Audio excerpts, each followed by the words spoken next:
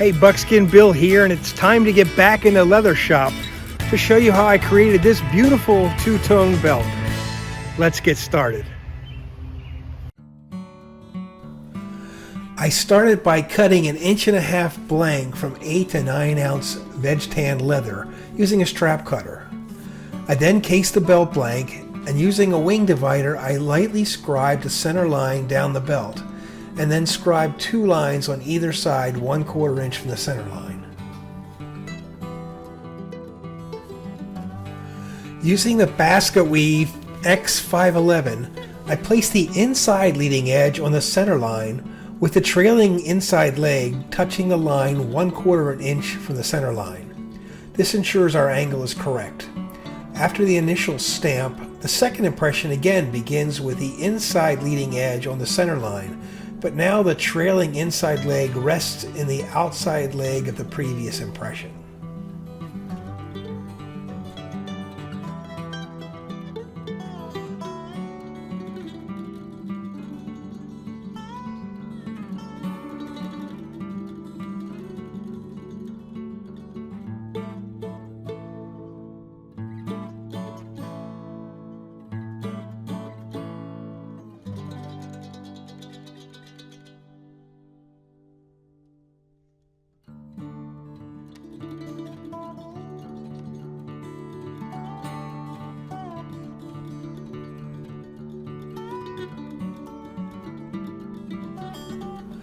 On the reverse side, I flipped the belt around.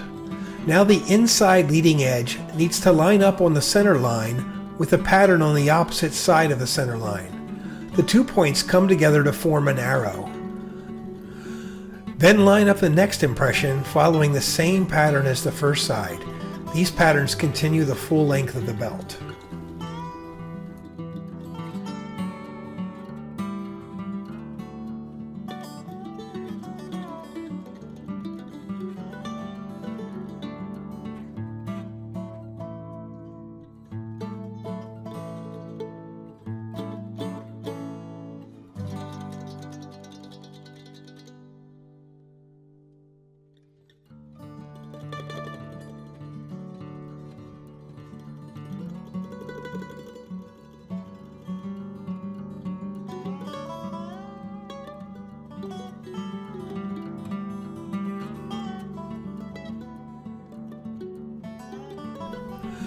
Next, I use the F910 stamp.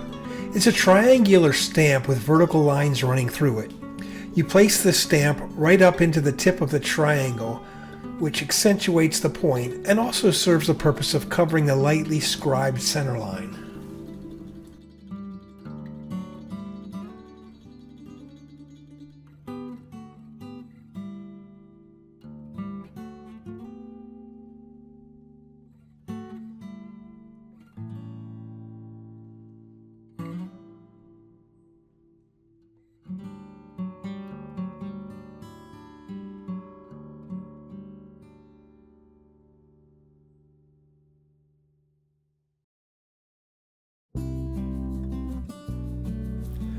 In order to add a little artistry to the edge, I use a camouflage tool C245 that I put onto the outside leg of the basket weave stamp and run it to the center line of the previous basket weave impression.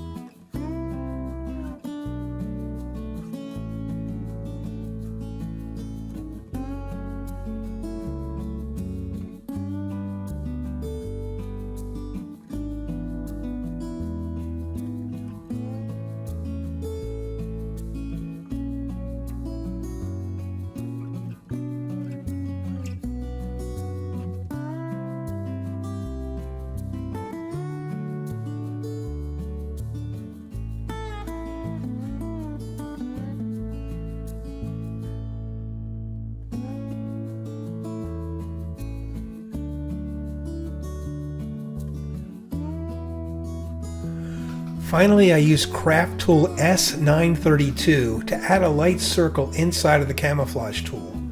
This is a very small tool, so strike it lightly.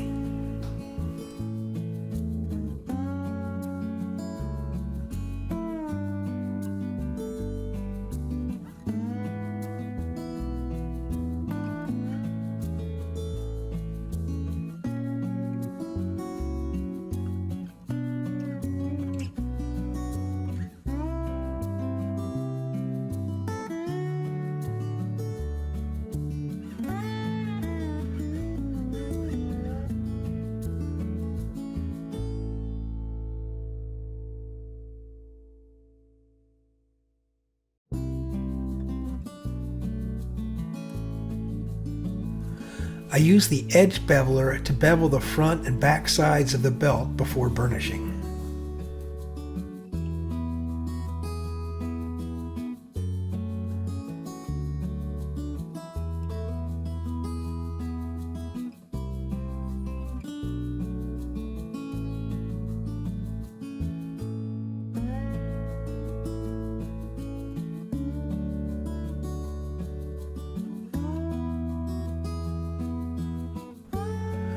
To do the burnishing, I added Tocanoli burnishing gum.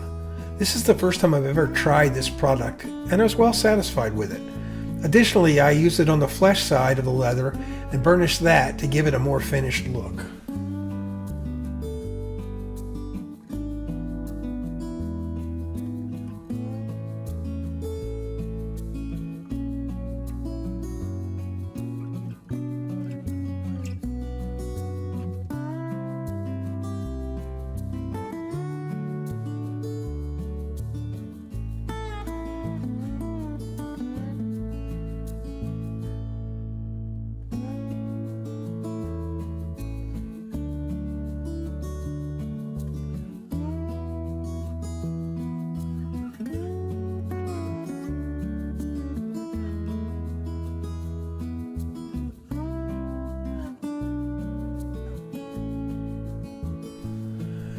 To get the two-tone finish, I painted EcoFlow Scarlet Red leather dye on the tooling, but left the edge untouched.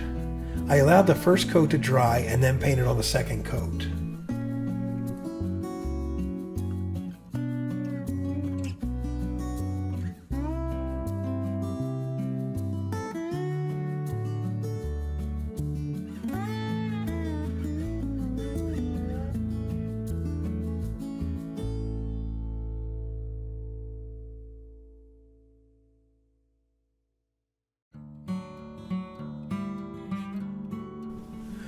With the red coat now dry, I added 2 coats of EcoFlow Satin Sheen as a resist over the red only. This will prevent the antique from dyeing this leather. While it will darken the red, it will still leave that muted red color to shine through after the antiquing is complete, giving us that subtle 2-color finish.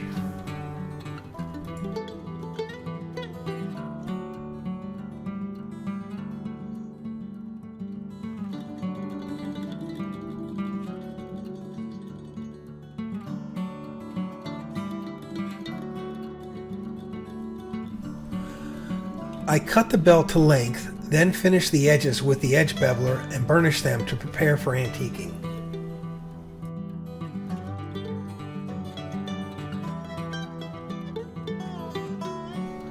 The finish will be the EcoFlow Dark Brown Gel Antique. I apply it with a sheep's wool dauber. I apply this in sections and wipe it off very quickly. I work especially on the red to get as much of the antique off as possible.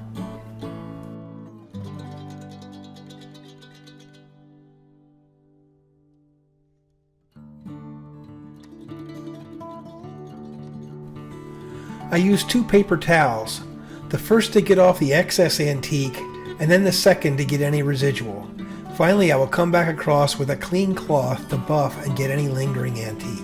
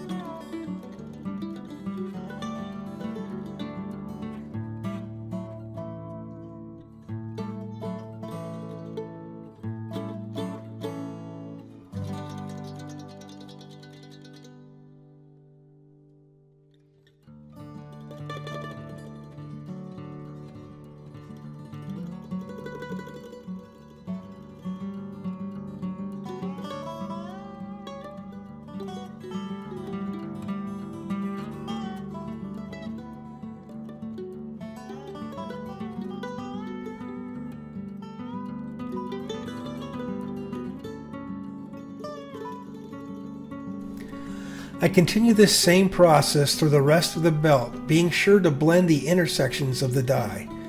It is difficult in the fluorescent lighting to see the red, but pictures later in the sunlight will show the red coming through.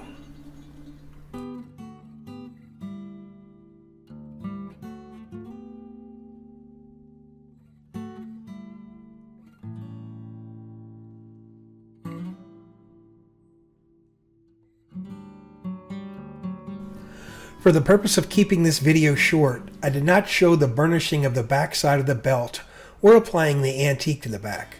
Additionally, I did not show that I added 2 coats of satin sheen to the finished belt.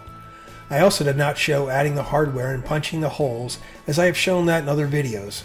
This video is more about the finish process and getting that rich red color showing through. If you liked the video, please hit the like and subscribe button, and as always, thanks for watching.